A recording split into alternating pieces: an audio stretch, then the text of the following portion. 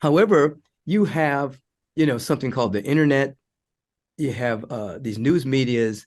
Years ago, it would take a few days before a news item would begin to catch around the world. Now it's instant.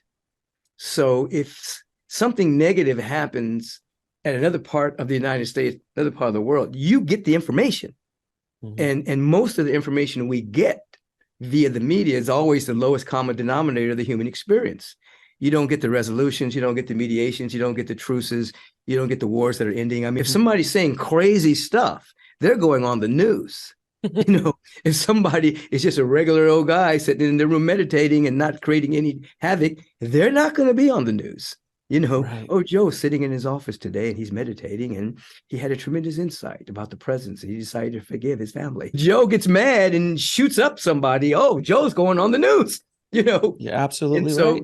so we have a contorted view of reality based on what we're presented by the status quo every single day. And then I would also add one other thing, and that is there's a difference between the world and the planet. They are not synonymous.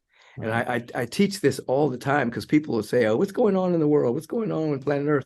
They're not the same thing. The planet, 3/4 water, rainforests, oceans, lakes, rivers, earth, and she's alive. And then there's the world. The world is an agreement that we all have with each other. We have opinions, points of view, perceptions, positionalities, agreements. When you agree upon something, you live in that world. You actually create and end up condensing your beliefs into that world experience. Two people can stand on the same spot on the planet, but be in two different worlds based on their beliefs, based on their perceptions. So there are many people living in a world of peace, a world of harmony inside, a world of joy, a world of thanksgiving and gratitude. And there are many people living in survival. There are many people living in fear and anxiousness and anxiety, all occupying the same space. But what's being reported? Generally, the lower frequencies.